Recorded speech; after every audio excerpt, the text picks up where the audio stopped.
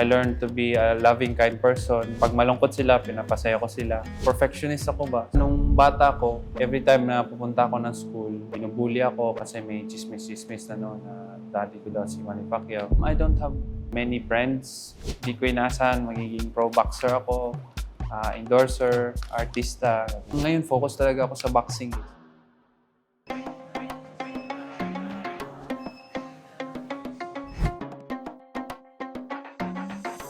Bata ko, hindi ako masyadong nakikipag-usap masyado sa iba. Nakikipag-usap lang ako sa mga kapatid ko.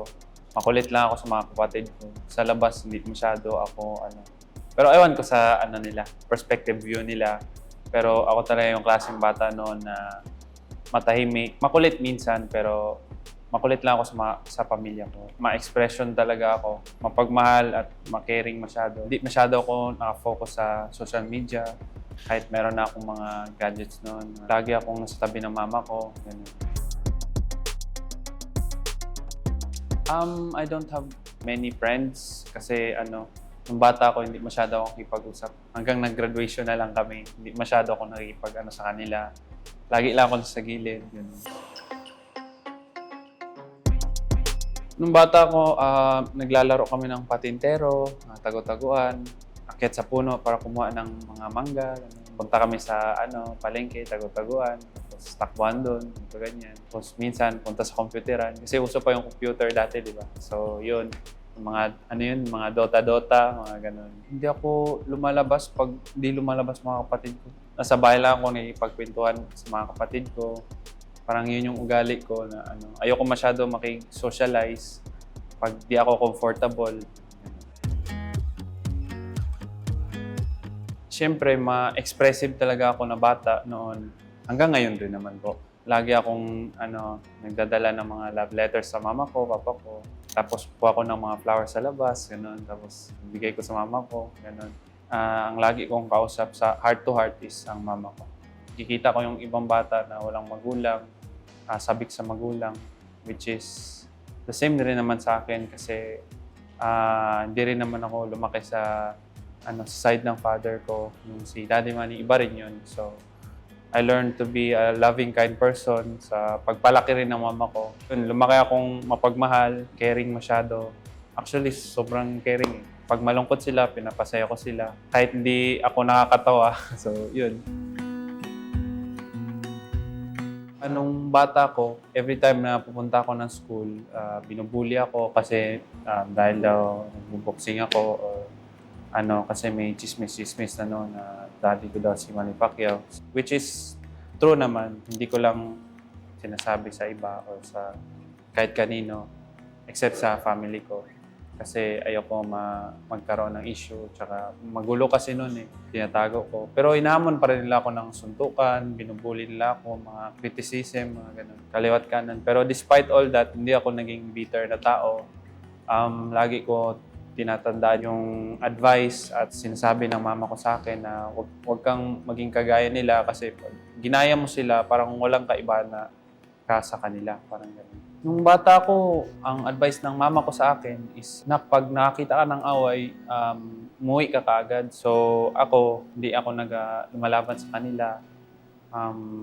Umuwi kaagad ako. Na-appreciate ko talaga na may mapagmahal ako na mama at napakaunawain. Tsaka na-advisean niya ako palagi sa buhay na huwag talaga ako maging bitter. Just enjoy life, be thankful kung anong meron ka. Tanong yung mama ko, ba't daw gusto ko boxing? Binubully pa nga ako, hindi ako Luto ng mama ko. Yes, at ng nanay ko. Kasi masarap sila magluto Kahit anong lutuin nila, mapapakain talaga ako Pumunta kami sa Japan kasama ko mama papa ko nung 12 years old ako. Bata pa lang ako, inaayos na ng mama at papa ko yung visa ko, passport ko. Tapos 5 years din kami sa Japan. Doon na din ako nag-high school, nag-graduate. Doon na rin ako nagpatuloy ng pag-aaral. Doon na rin ako nag-start din ng boxing. Hindi ako mabarkada So hindi rin ako masyado masalita. Pero pag nakarating din ako sa bahay, doon na ako lumalabas yung kulit ko. Kasi sa school, timing lang talaga ako Hindi ako masyado nagsasalita. Sasalita lang ako pag nag-engage ng conversation. Sa kid, hindi talaga ako masyado naka-make ng friends. Palipat-lipat din kami ng bahay eh. Gifu, Kakamigahara, Nagoya. Dami naming bahay na lipatan yung bata ko. Kasi palipat-lipat din ako ng school eh. Kasi reklamo ako na na may mga bullies ako. Pero despite that, nasayahan rin naman ako kasi nung time na bago pa ako sa Japan, 'di ba sa Japan napaka-strict nila sa oras. So ako lagi ako nalilate. Nung una, nung one month or 2 months before. Sabi ng teacher ko, asa na si Eman? Pagtawag niya, tsaka pala ako papasok. Sabi niya, ba't ka? Hanggang sa nag-graduate, tuwa yung teacher ko na gumaduate ako. Kasi laki rin naman ang pinagbago ko noon. Nag-enjoy rin ako sa school days ko kahit wala ako masyadong friends kasi yun pala yung buhay ng Japan. Tsaka masaya. Ang pag-aaral ko kasi is dito, hindi ko matransfer yung mga nalalaman ko sa Japan dito. Kasi iba daw dito eh. Kung doon, college ka na, dito, pa ulitin ka nila. Kasi iba yung turo doon eh. Iba rin yung dito. I-advance ka nila pero hindi ganun ka. Kung di nga ako nag-boxing po, sana mechanical engineering ako. Pero inano ko yung heart ko na boxing talaga yung gusto ko. Ngayon, focus talaga ako sa boxing eh. Dahil din kay God, nakarating ako dito. So, I think I should focus on God's plan din. Hindi ko rin sayangin yung opportunity na binigay ni God sa akin at yung kabutihan at blessings niya. So, yun yung ginagawa ko ngayon. Ako, minsan lang ako magluto, pero grabe talaga yung luto ko. Hindi ko naman sinasabing masarap, pero depende na yun sa inyo. Kasi hindi ako matipid sa ingredients eh. So, kung ano yung meron dyan, panganga yung mama ko na, anong ginawa mo? Ba't naubos? Ginamit ko dito, ma. So, magluto ng adobo, hindi talaga ako matipid sa ingredients. Sabi nga ng stepfather ko, Nak, grabe ka naman yung asukal na isang buwan, ginamit mo lang isang araw. Kare-kare, chicken curry, gano'n. Bulalo, mga ganun. Sa bahay lang din kasi hindi ako mabarkada. So, pag wala akong ginagawa, pinag-aaralan ko rin yung mga ginagawa ng mga kapatid ko, ginagawa ng mama at papa ko. Maybe.